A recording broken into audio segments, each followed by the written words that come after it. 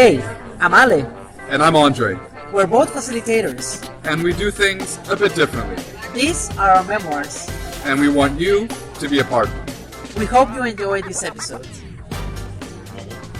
This is Facilitators Memoirs, where we break the rules and make the magic happen. The art of guiding chaos into clarity, turning dead-end discussions into breakthroughs, and making collaboration actually work. Sounds interesting? Then come join us. Let's get disruptive. Hello, hello. Hello, everybody. Hi. Well, this is a very interesting moment for us, Andre. This is the very first time that we have almost absolute silence in the room. Yeah, it's weird. It's very weird. And also, I just said hello, everybody, and there's actually people I'm addressing as well as just the listeners normally, right? And now there's actually people in the room. Are there people in the room? Because I don't listen to them. Are they here?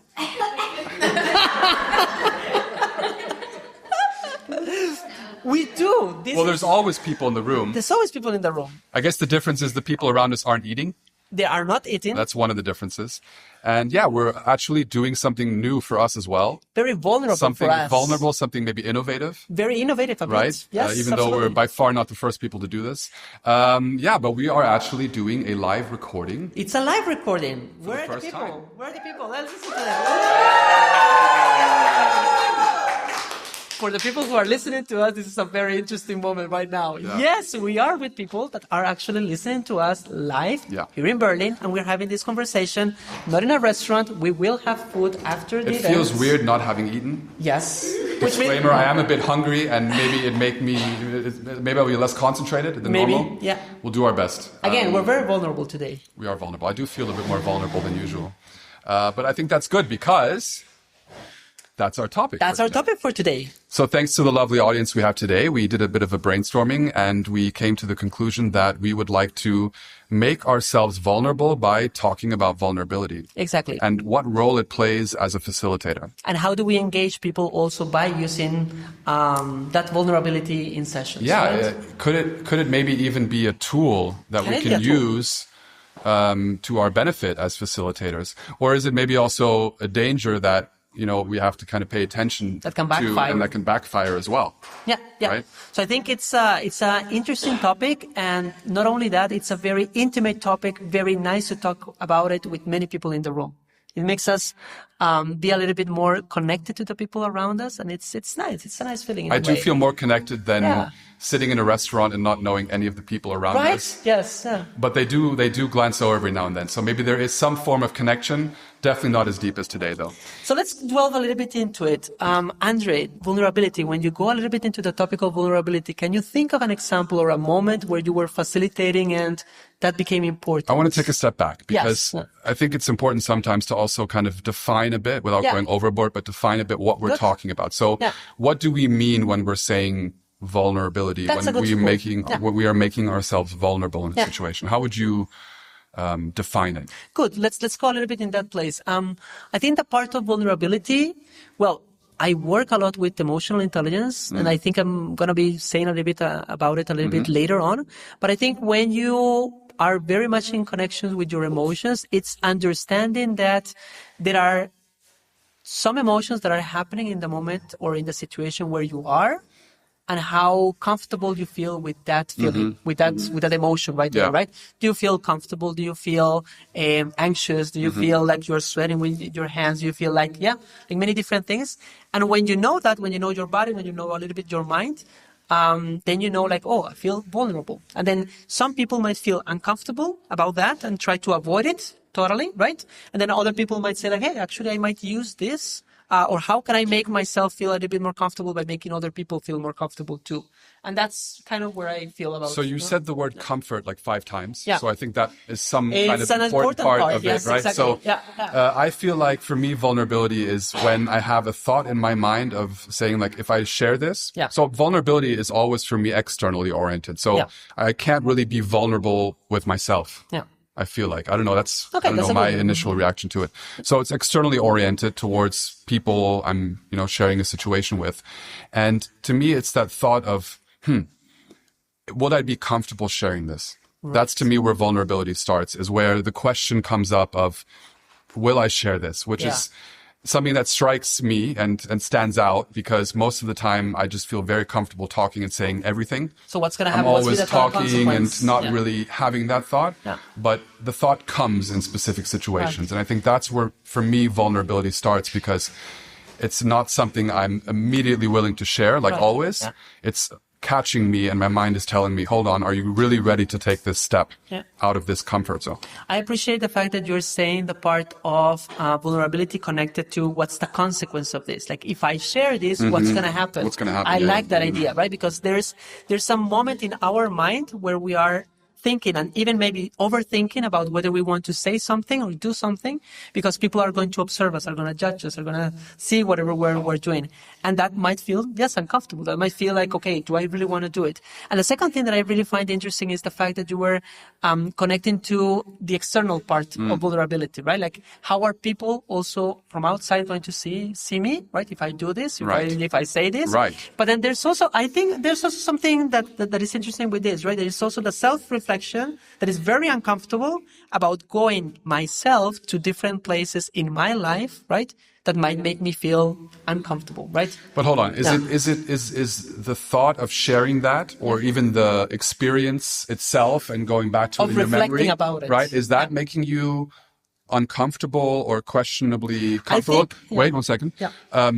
Or is it the fear or the uncertainty of the reaction you will get from people? Yeah. You know what I mean? Or is it both? Yeah, the part, for example, when it goes into externals, yes, another person is going to listen, is going to see what I'm doing, and that's going to make me feel vulnerable. But then there's also the process, that's also where I wanted to go, of if I go to that moment in my life, I'm going to feel vulnerable. Right. And I don't know if I want to be there.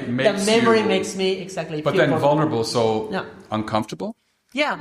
Uncomfortable again. We have too many uncomfortables. Right. So we're going to request everyone to just count how many uncomfortables we're going to be having in the... That could be a nice little game. It's a game. It's a drinking game. If it's a drinking game, I think at 6 minutes people are already very drunk already. Yeah. Okay. I think we can maybe clarify a little bit more by giving concrete examples. Yes. Let's try to go a little bit there. Mm-hmm. Feel free to start. Okay, good. So in my case, for example, I realized early in my career, especially here in Berlin, that if I wanted to be an authentic facilitator, a person that was known for doing things in a way that was aligned with my passions but also with the person that I am, there was no way for me to really just go into frameworks, to just go into, this is basically what I brought today for the topic. I very early noticed that I had to bring a little bit of me into the sessions. Make it personal. Make it very personal. And I can give like very simple examples for that. Very often, like I remember cases where I would be having a session on business plans, or for example, I would be talking with two entrepreneurs about what they were going to be doing, what they were going to be building. And here I came with my business canvas, the whole paragraph, the whole thing, the whole charade, right? And I would start with the question of how does everyone feel today? And then it would open so many doors, so many Pandora's boxes at that moment, that it was impossible for me to get the session. Right. I had two options, right? I could stop, or I could really like delve into what was happening there. And then, did that irritate you? Did that make you like at the very beginning? Uncomfortable? Yes. I wanted to go into my session, into what I prepared. Right. And I was like, oh, these participants of mine, they're making me talk about something else. But then I realized also, especially in that time, I was working with entrepreneurs that were migrants, that were also coming from refugee background, from migrant background. And then I said, like, not only should I go into talking about this with them, but I can also bring something from my side, right?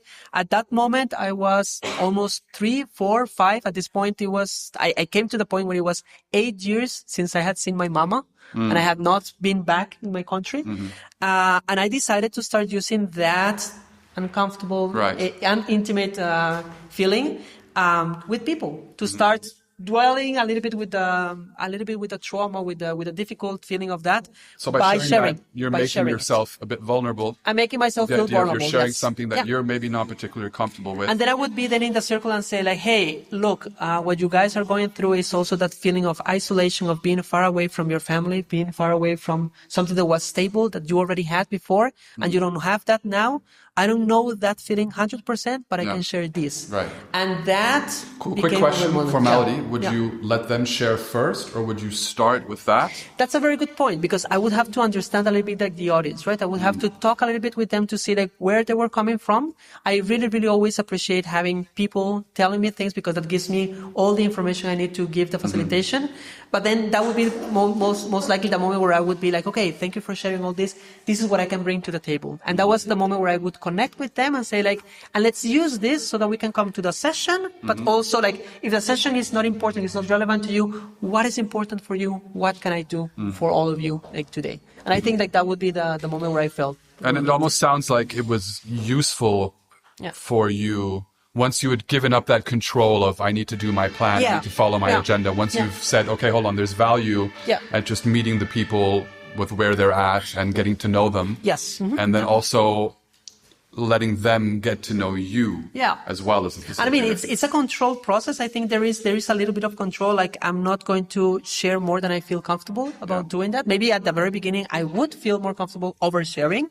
And that's also a Latino trait that I have, that I have been having to work on. Oversharing is it's a topic, it's an issue. Real thing, huh? But then when you start noticing like, hey, there's a level of sharing that I can do that is going to help me now, and it's going to help the person in this moment, I would do it. And also on top of that, when you're doing it in a group setting, there is a level where you can share, but then you can also step back and then at some point reach out to the person more in person and say like, hey, what I was sharing is like, that's what I meant. Like, I know that you connected with me, and then we can go a little bit deeper. But then the one-on-one connection makes more sense after the session altogether, not maybe every single time during the group session. What do you mean with the one-on-one? I didn't catch that. Like maybe at some point after the session, I would approach people individually, or people would approach me, and then I would feel more comfortable to share even more. Or I would say like, hey, and if you want to know a little bit more, like I would be like okay with sharing more, but maybe let's do it one-on-one. So that's the level of control that I wanted to also like create to feel a little bit comfortable about it. And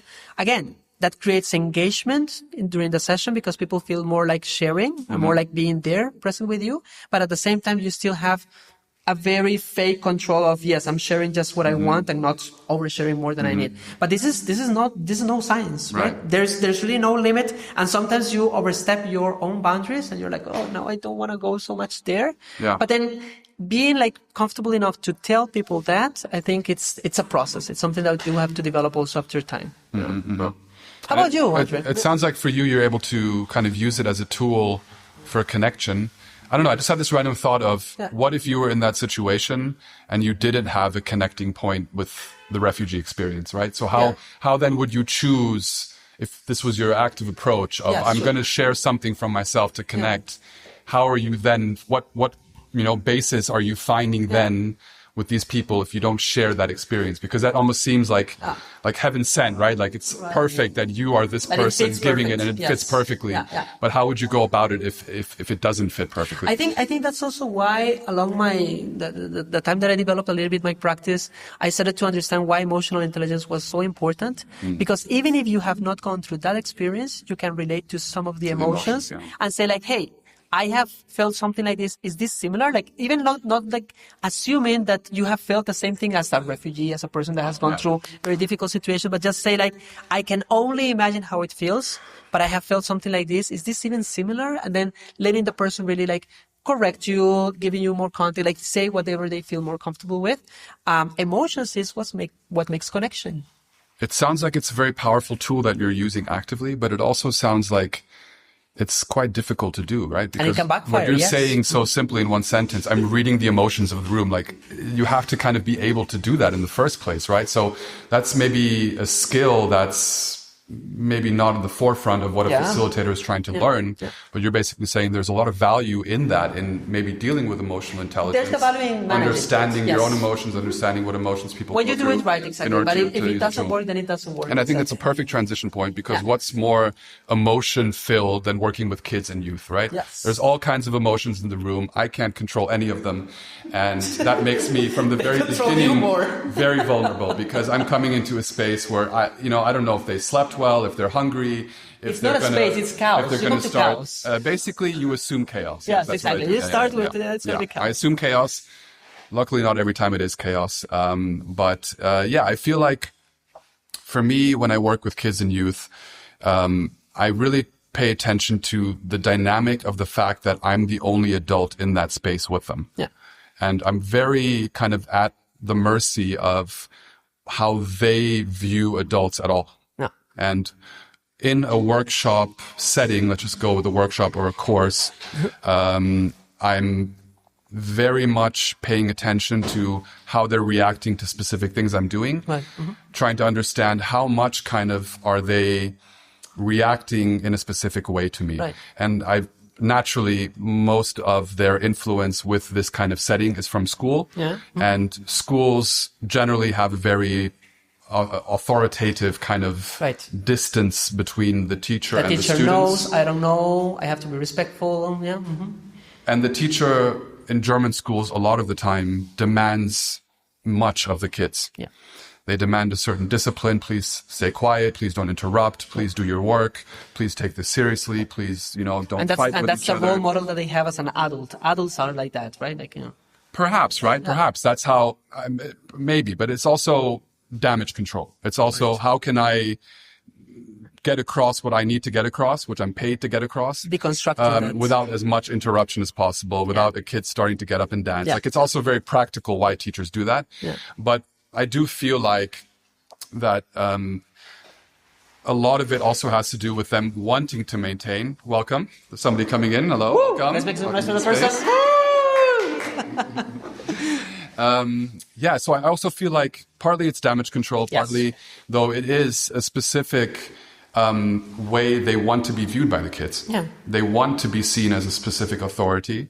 And in order to do that, I've noticed that a lot of teachers create distance. Right. And one very simple example how they create distance is by expecting to be called Mr. and Mrs. Right, yeah. So when I go into a school, when I'm working in schools, the kids call me Mr. Brötz, Herr Brötz. Yeah.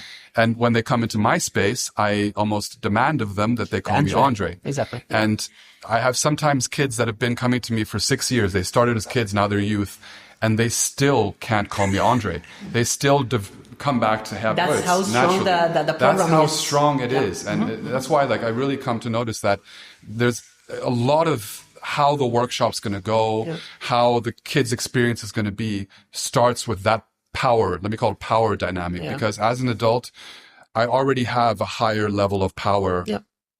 Maybe not from my perspective, if you ask me.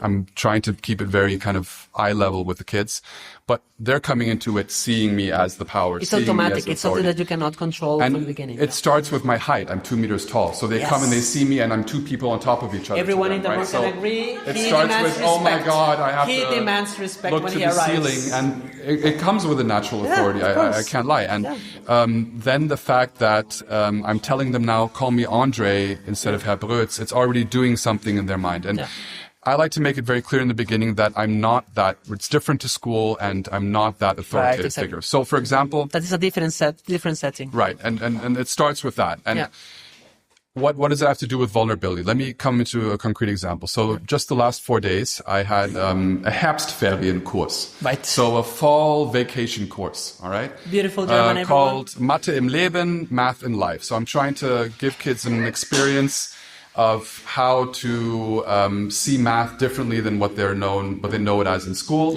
and how all over the place math is, and how beautiful and fun math can be and useful. So that's the goal of the course. The kids don't know each other. I don't know the kids. And I just mentioned how I start. I try to start by introducing myself as Andre, not Herr Brötz, doing a group activity where I'm also just one person who's part of the group, and it's not me talking the whole time, getting them to interact with each other and so on.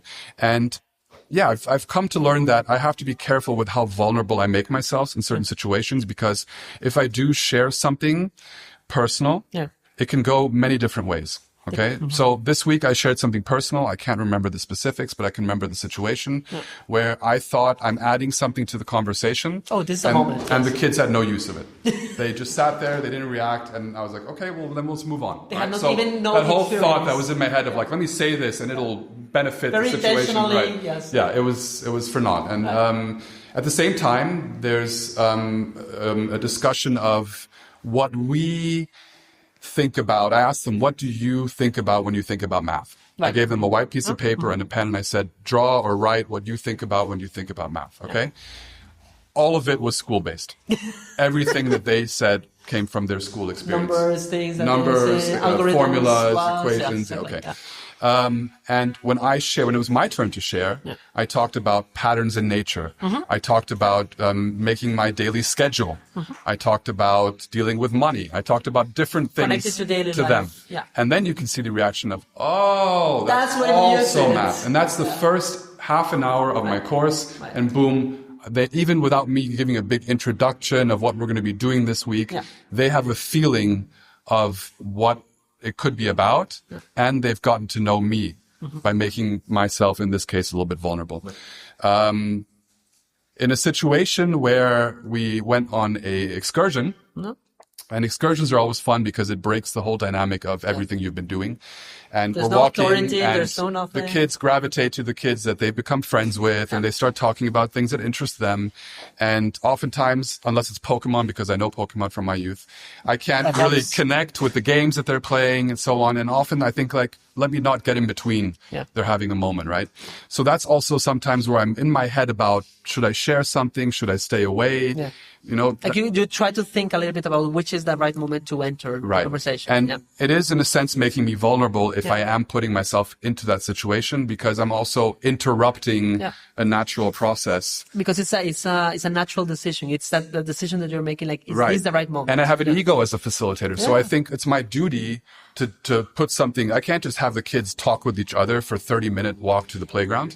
Like, where's my role in this? So I have this ego where I think, let me bring something into it, and making myself vulnerable with this expectation of what I'm going to add to the conversation. And boom, it means nothing, or it backfires. So that it doesn't help. Basically, the kids don't tell me, but they're like, leave us alone. You know, we know what you're doing. It's like very intentional. Like, we know that you're trying. At all times that I'm doing this, I'm hyper-reflecting myself, the interaction with the kids, and it all has to do with this level of vulnerability, which is not just what I feel like I'm making myself vulnerable, but also the kids' interpretation of it. Yeah, of how they feel. Right. I really appreciate, Andre, the fact that you are going into the part of deconstruction of ideas, of mental ways of understanding how things should be, right? You went into the deconstruction for kids of their role of adults, like what is the adult, how they see what they expect from them, and what role vulnerability plays there, right? And then you also went into the deconstruction of yourself as a facilitator. This is the moment where I have to be the expert, and this is the moment where I should sound very, very expert. And then the kids are like, we see what you're doing. We can see totally through you. We are not giving you that satisfaction. Yes, right? And also the realization, which obviously somehow I always need again as a refresh, that you don't need to be this person. Right. Okay. The exact opposite is more what you should be. Yeah. Be the opposite of the school teacher. And those are moments where I kind of fall into the role of a school teacher again. I have to, from me, something has to come that benefits the group.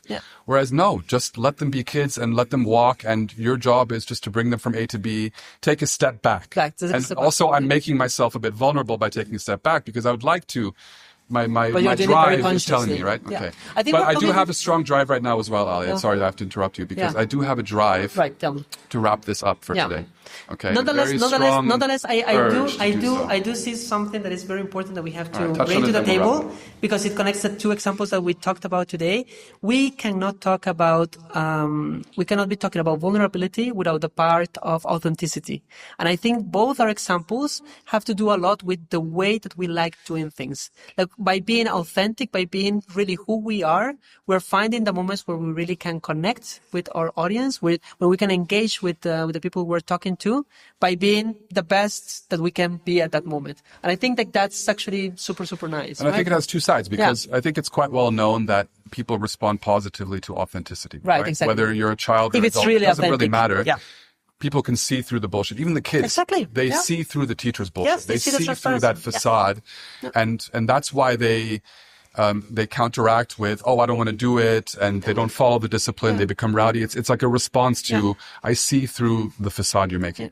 But at the same time, the authenticity allows me to be more in tune in the moment. Exactly. So me figuring out in the moment. Which is the moment to enter, right? Which is the right... They're talking about Pokemon, and I feel like I have something to contribute because I also talk about Pokemon. And they're saying something very stupid about that one Pokemon, exactly. And then I'm saying it, and because I'm saying it authentically, I can also connect with their response. And their response is, oh, okay, cool, but we were talking about something else. Right. Yes. So I think it's a very nice connection to kind of wrap up a little bit the topic for today. Again, for everyone who is listening to us, it's a very, very intimate and very vulnerable moment for us. And we are literally seeing everyone in the room right now. We have had this discussion looking at each other, but then when we see that there are more people with us in the room doing this, it feels strange. It feels like butterflies in our belly, right? It feels funny. You listen to that, they are laughing. You've basically heard us be vulnerable for 25 minutes. Yes, and we appreciate that. We felt it, and maybe I think it added a little bit of flavor today to the podcast as well. I think the topic made a lot of sense. Maybe create a special episode, and not just because it's 5 minutes longer than we normally have. How dare we? All right. Sorry, as the German, I have to point that out. I think it was a very interesting conversation, and I would like to thank all of our participants today. This is for us too. And also for helping us come to this topic for today. And for landing us into it. We've done it somewhat justice, but also feel free to fill in the gaps as we move into the next segment, which is also something new and vulnerable for us. Exactly. A Q&A session. Which we have never done. And so we're going to cut off here. Thank you, dear listeners, present and at home, for listening. And hopefully there was something interesting there for you. And feel free to reach out to us if you have a story you'd like to share. Something that you liked about the session. If you have a topic for the future that you'd like to suggest, feel free to look into past episodes that we've done. You can find them on our pages.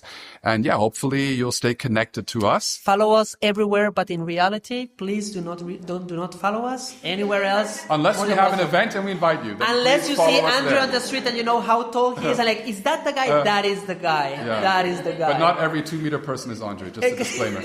Thank you for listening, and see you next time. Appreciate you guys. Or hear you next time.